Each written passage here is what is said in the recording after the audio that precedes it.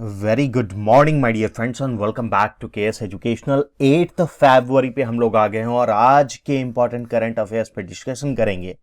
Daily current affairs का ये session मैं आप तक 8:30 टू 9 के बीच में पहुंचा देता हूं on daily basis my dear friends. और मैं जो आप तक पहुंचा रहा हूं करंट अफेयर्स की वो इंपॉर्टेंट कलेक्शन है आपके एग्जाम के लिए जो आपके स्कोर को मैक्सिमाइज कराएगा। और मैं उसी तरीके से फ्रेम करता हूं, आप एक एक क्वेश्चन को गो थ्रू करें, आपको पता चल जाएगा कि क्या क्वेश्चंस का लेवल है और किस तरीके से एग्जाम में पूछा जाता है। क्या आपको मैंने वही सेम प्रोवाइड किया है या नहीं किया है। ठीक है, अगर आपने इसको पूरा कवर किया तो 95% का करंट अफेयर्स आपका मैं कवर करा दूंगा यहां से, चाहे रेलवे हो, बैंकिंग हो, एसएससी हो, यूपीएससी, इवन ग्रुप डी या फिर दिल्ली पुलिस का एग्जाम हो। करंट अफेयर्स यही आने वाला है। आगे बढ़ते हैं। केएस एजुकेशनल आपको फेसबुक पेज और इवन इंस्टाग्राम पे फॉलो कर लेना, लिंक आपको डिस्क्रिप्शन में दे दिया है मैंने। पहला ही सवाल देखे क्या शानदार है कि उत्तर प्रदेश के मुख्यमंत्री ने किस शहर में पहले वीएफएस वैश्विक संयुक्त वीजा आवेदन केंद्र का उद्घाटन किया। क्या है कि पहला वीएफएस वैश्विक संयुक्त वीजा आवेदन केंद्र का उद्घाटन किया है। कहां पर हुआ यह उद्घाटन? लखनऊ में हुआ है। क्या क्या इंपॉर्टेंट पॉइंट है? यह 10 देशों ऑस्ट्रिया, नीदरलैंड, चेक गणराज्य, Switzerland, Estonia, Hungary, Portugal, Germany, Italy और सऊदी अरब के लिए वीजा आवेदन का सुविधा प्रदान करेगा।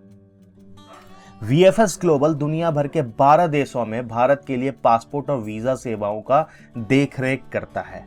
2001 में कंपनी की स्थापना हुई थी और लगभग अब तक 2 करोड़ वीजा आवेदन हो चुका है। तो क्या है पहला वीएफएस वैश्विक संयुक्त वीजा आवेदन केंद्र? कहां? लखनऊ में। मध्य क्षेत्रीय परिषद की अस्थायी समिति की 15वीं बैठक कहां आयोजित की गई? ये देहरादून में आयोजित किया गया। दूर दराज के गांवों में 5 किलोमीटर के दायरे में बैंकिंग सुविधा उपलब्ध कराने पर चर्चा हुई। भारत नेट के माध्यम से मोबाइल कनेक्टिविटी को बढ़ाने पर भी ध्यान दिया। इलेक्ट्रॉनिक और सूचना प्रौद्योगिकी मंत्रालय द्वारा शुरू की गई डिजिटल इंडिया मोबाइल वैन का पहला गंतव्य कौन सा होगा? याद रखिएगा यह क्वेश्चन आएगा। वेरी वेरी इंपॉर्टेंट क्वेश्चन है कि इलेक्ट्रॉनिक और सूचना प्रौद्योगिकी मंत्रालय द्वारा शुरू की गई डिजिटल इंडिया मोबाइल वैन का पहला गंतव्य कौन सा होगा? लखनऊ होगा।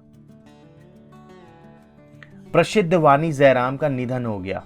उन्होंने 2023 में पद्म विभूषण से सम्मानित किया गया था। वह किस क्षेत्र से बिलोंग करती हैं? वह एक बहुत फेमस गायिका थी। 2 सवाल यहां पर है कि 2023 में इन्हें पद्म भूषण से सम्मानित किया गया और किस क्षेत्र से बिलोंग करती है, दोनों को ध्यान में रखना है।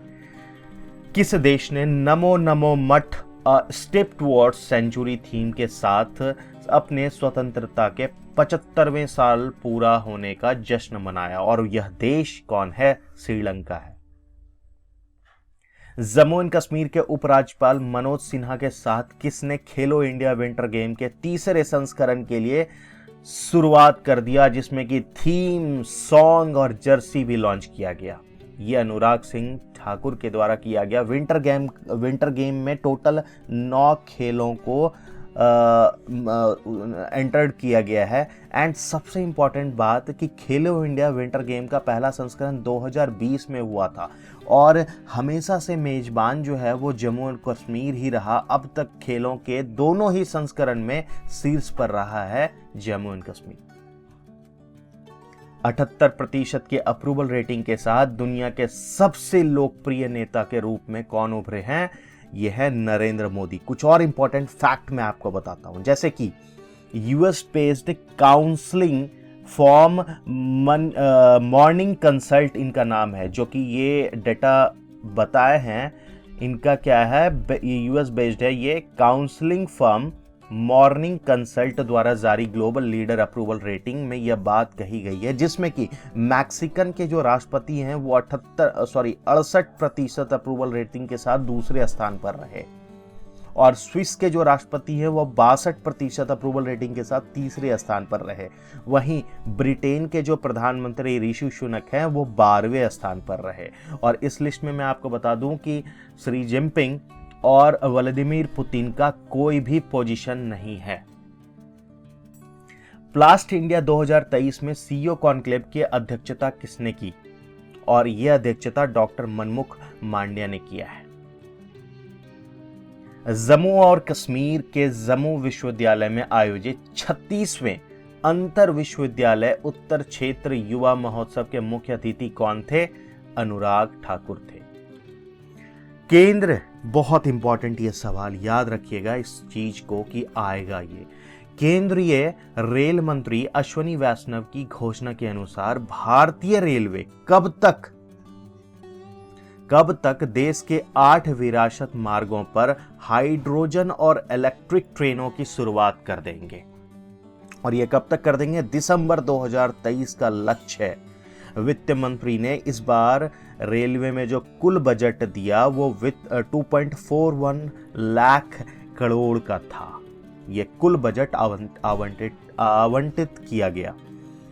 प्राथमिक कृषि साख समितियों को सक्षम करने और सामान्य सेवा केंद्रों द्वारा सेवा प्रदान करने के लिए सहकारिता मंत्रालय ने इलेक्ट्रॉनिक और सूचना प्रौद्योगिकी मंत्रालय और CSC e governance services India limited के साथ समझौता किया। यहां पर नाबार्ड और CSC ई गवर्नेंस सर्विसेज का समझौता साथ में हुआ था। क्या आप मुझे बता सकते हैं कि नाबार्ड का हेडक्वार्टर कहां है? आपको यह सवाल कमेंट करके बताना है, मतलब इसका जवाब। मैड्रिड अंतरराष्ट्रीय पुस्तक, बहुत इंपॉर्टेंट यह भी सवाल है कि मैड्रिड अंतरराष्ट्रीय पुस्तक मेले में भारत को किस वर्ष फोकल देश के रूप में आमंत्रित किया जाएगा? और ये 2025 में आमंत्रित किया जाएगा। अभी आपने देखा होगा कि पश्चिम बंगाल में कोलकाता में आयोजित होने वाला 46वां अंतरराष्ट्रीय कोलकाता पुस्तक मेला में कौन सा देश थीम देश था? स्पेन था। अमेरिका और भारत ने क्रिटिकल एंड इमर्जिंग टेक्नोलॉजी पर अमेरिका भारत पहल के उद्घाटन के तहत अपने रक्षा सहयोग का विस्तार किया। आईसेट की घोषणा कब की गई थी? 2021 में की गई थी। के विश्वनाथन का देहांत हो गया हैदराबाद में। वह किस वर्ष दादा साहेब फाल्के पुरस्कार से सम्मानित किए गए थे और वह किस क्षेत्र से बिलोंग करते थे? मैं आपको बता दूं कि उनका 2016 में उन्हें दादा साहेब फाल्के पुरस्कार मिला था और वो बहुत प्रसिद्ध फिल्म निर्देशक थे। तो यही कुछ सवालों को आज हमने देखा। सब्सक्राइब कर लेना आप केएस एजुकेशनल हब को, नोटिफिकेशन बेल साथ में दबाना और लाइक कर देना, लेकिन शेयर करना ना भूलें अपने दोस्तों के साथ, अपने फैमिली मेंबर्स के साथ।